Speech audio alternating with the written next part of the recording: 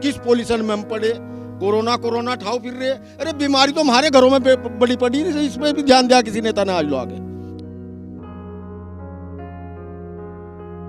Vote के लिए हर नेता आ जाता है मांगने के लिए, हर नेता बस सच्चे पक्के वादे करके जाता है, विश्वास दिला के जाता है। इन नेताओं को दिखाइए यार कि इस बस्ती की क्या हालात है। यूपी में 2022 विधानसभा चुनाव चल रहा है। यूपी के जनपद मुजफ्फरनगर में सरवट गांव एक ऐसा गांव है जो एशिया का दूसरा बड़ा गांव कहा जाता है, जो पुरकाजी विधानसभा में लगता है। चुनाव आते हैं, कभी लोकसभा तो कभी विधानसभा, लेकिन एशिया की दूसरी बड़ी ग्राम पंचायत की एक बड़ी आबादी तक विकास पहुंच नहीं पाता है। इन क्षेत्र से कोई जनप्रतिनिधि न बनना सबसे बड़ी वजह है, क्योंकि बड़ा गांव होने के कारण अलग अलग क्षेत्र बटा हुआ है। इधर कोई प्रधान बन नहीं पाता तो विकास भी नहीं हो पाता। लेकिन इस बार मौजूदा प्रधान से लोगों को उम्मीद है। इस गांव की हाजीपुरा, सुभाष नगर, मदीना कॉलोनी, यहाँ बस्तियां 40 साल से बसी हैं, मगर विकास से अछूत है। विधायक सांसद चुनाव के दौरान आते हैं, फिर 5 सालों तक ध्यान नहीं देते। सरवट गांव एक ऐसा गांव है जो पुरकाजी के विधायक की जीत तय करता है। यहाँ की सड़कों की हालत देखिए, थोड़ी बरसात में पानी भर जाता है। 20,000 से ज्यादा वोट वाली इन बस्तियों में बसे लोगों को गंदगी से गुजरना पड़ता है। नाली दुरुस्त है, न सड़कें और न ही स्कूल व स्वास्थ्य संबंधी कोई व्यवस्था नहीं। वोट सिर्फ बीजेपी को हराने के नाम पर दी जाती है। बीजेपी का भय दिखाकर वोट ली जाती है। बीजेपी ना आ जाए इसलिए 40 वर्षों से बिना किसी मुद्दे को जनप्रतिनिधियों के सामने रखे यहाँ के भोले भाले लोग अपनी वोट नेताओं की झोली में डाल देते हैं। मदीना चौक से रुड़की चुंगी की तरफ जाने वाला ये रास्ता भी इसी गांव की सरहद पर पड़ता है। ये रास्ता मुख्य रास्ता है जिस पर एक शमशान घाट भी पड़ता है। सवाल यहाँ है कि ऐसे रास्ते में जहाँ पानी भरा रहता हो कोई चल कैसे सकता है? जब चल नहीं सकता तो कोई शव लेकर शमशान घाट कैसे पहुंच सकता है? इस पूरे मामले पर हमारे संवाददाता फरमान अब्बासी की देखें ग्राउंड जीरो से रिपोर्ट। मैं हूं फरमान अब्बासी। आज मैं आया हूं जनपद मुजफ्फरनगर के उस गांव में जो एशिया की दूसरी सबसे बड़ी ग्राम पंचायत है, जिसका नाम है सरवट ग्राम पंचायत। लेकिन इसकी बहुत बड़ी आबादी जो मुस्लिम आबादी कही जाती है वो विकास से अछूती है। इस क्षेत्र में न किसी जनप्रतिनिधि की नज़र पड़ती है न किसी अधिकारी की। आज हम इस क्षेत्र में आए हैं। देखिए सड़क को मैं कैमरामैन से कहूँगा कि दिखाए। ये सड़क जिसे काफ़ी दिनों से, बहुत दिनों से, मुद्दतों से ये सड़क ऐसी की ऐसी पड़ी हुई है। इस रास्ते पर कई सारे ट्रांसफार्म भी हैं और इसके अलावा इसी रास्ते से होकर एक शमशान घाट भी आता है। इसी रास्ते से गुजर कर जाना पड़ता है, चाहे चुंगी की तरफ से आए या मदीना चौक की तरफ से आए। इसी रास्ते से गुजर कर शमशान घाट की तरफ जाना होता है। लेकिन कई बार शिकायत करने के बाद, कई बार विरोध करने के बाद, कई बार अधिकारियों को, जनप्रतिनिधियों को चेताने के बावजूद भी इस सड़क पर कोई विकास होता नहीं दिखा। किसी अधिकारी की, किसी जनप्रतिनिधि की इस सड़क पर कोई नज़र नहीं है। इसके अलावा इस क्षेत्र के आसपास जो बस्ती पड़ती है, ये ग्राम सरवट है जो एशिया की दूसरी सबसे बड़ी ग्राम पंचायत है। यहाँ के प्रधान हो या चाहे यहाँ का कोई विधायक हो, सांसद हो, वो वोट लेने के लिए तो आ जाते हैं, लेकिन यहाँ की जो समस्याएं हैं, जो सड़कें हैं, जो खस्ताहाल गलियाँ हैं, 30-40 साल के इस बस्ती को 30-40 साल हो गए बसे हुए, लेकिन अभी तक विकसित नहीं हो पाई इसकी गलियाँ, इसके नालियाँ ऐसी की ऐसी पड़ी हुई हैं। आखिर वजह क्या है? हम इस क्षेत्र के लोगों से बात करेंगे। हमारे साथ हैं, आपका नाम?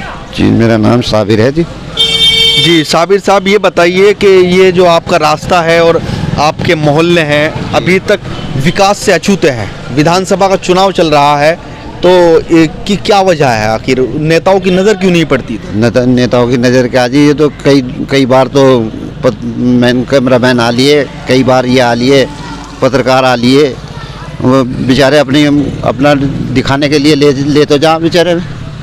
अब लेकिन कोई समस्या का समाधान नहीं हो रहा। अच्छा, फिलहाल विधानसभा का चुनाव चल रहा है। जी। देखिए, मुख्यमंत्री बनना है चुनाव के बाद। आपका क्षेत्र पुरकाजी विधानसभा में आता है। अब पुरकाजी से कई कैंडिडेट हैं, बसपा से भी है, कांग्रेस से भी है, भाजपा से भी है, समाजवादी पार्टी और लोकदल का गठबंधन प्रत्याशी भी है। तो आपको कौन से प्रत्याशी से उम्मीद है आपकी टिकी हुई? किस प्रत्याशी पर उम्मीद है टिकी हुई? बस सपा सरकार से ही सब है जी, बस जो देखभाल कर सकें यही लोग हैं सपा सरकार पर उम्मीद है टिकी हुई। जी। इससे पहले आपके क्षेत्र में बसपा विधायक भी रहे हैं, तो विधायक भी रहे जी, उन्होंने भी कोई काम नहीं करा जी फिलहाल। फिलहाल गठबंधन से वही विधायक आ रहे हैं, अनिल कुमार जो पूर्व विधायक रह चुके हैं बसपा से, वही इस बार सपा और लोकदल के गठबंधन से आ रहे हैं। तो इस पर क्या कहना, क्या कहोगे? वो तो देखने पे पता लगेगा जी, क्या करेंगे वे आके यहाँ देखेंगे या नहीं देखेंगे, या अभी बस तक वोट बस्ती के अंदर वोट नहीं जी, कोई नहीं आता यहाँ से। अच्छा, समस्या तो आप लोग देखिए, आप ट्राई करके देखिए सारे मेले में घूम के। आपको यही तो मैं कह रहा हूँ, आप देखिए नेताओं को देखिए जरा, मेरी गलियों में कुछ चल फिर के देखिए, आपको तजुर्बा होगा क्या समस्या है। आप मुझे नहीं बता, मैं आपको बता रहा हूँ, आप देखिए इन नेताओं को दिखाइए यार कि इस बस्ती की क्या हालात है। और इस बस्ती की नहीं, आगे सुभाष नगर में चले जाओ, आगे मदीना कॉलोनी में चलाओ या हाजीपुर में, आप घूम के फिर के, हमारे बताने से नहीं हम झूठ सच बोल सकते हैं, आप घूम के फिर के इसका देखिए और दिखाइए नेताओं को किस पोजीशन में हम पड़े। कोरोना ठाव फिर रहे, अरे बीमारी तो हमारे घरों में बड़ी पड़ी, इस पर भी ध्यान दिया किसी नेता ने आज लो आगे। वोट के लिए हर नेता आ जाता है मांगने के लिए, हर नेता बस सच्चे पक्के वादे करके जाता है, विश्वास दिला के जाता है, कसमें खा के जाता है। गरीब जनता है, किसी पे विश्वास कर लेती है, किसी पे भी विश्वास कर लेती है। पर इन लोगों को बस इलेक्शन के दौर हम याद आवे, उसके पहले कोई नेता मुड़ के पलट के नहीं देखता। 40 साल हमें रहे तो वो हो गया, 40 साल से पहले बस्ती बसी, इस 40 साल से अब इससे भी बदतर जिंदगी काट रहे। आज तो मान लो मतलब ये थोड़ा कदी हुई थी इतना था, ये आम लोगों ने, महल्ले वालों ने, किसी ने मट्टी गिरवा ली, किसी ने बुग्गी गिरवा ली, ये सब अपने पैसे से कराते हैं।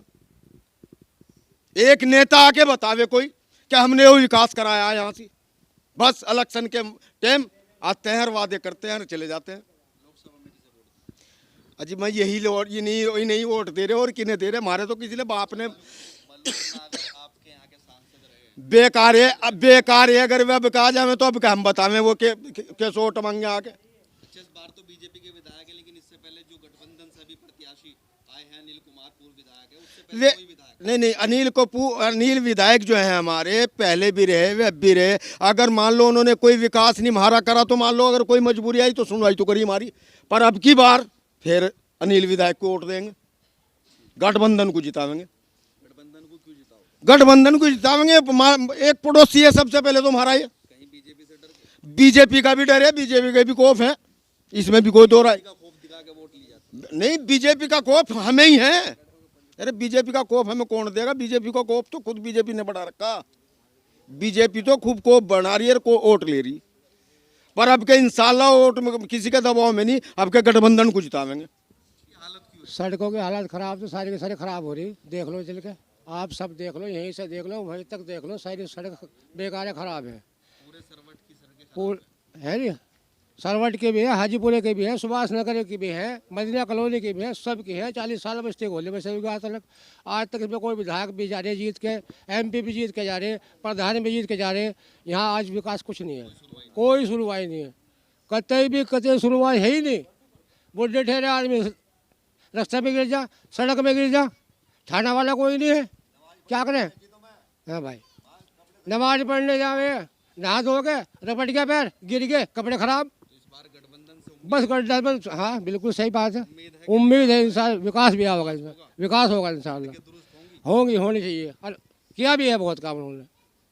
हाँ बहुत। इंडिया प्लस न्यूज़, सिर्फ वही जो सही।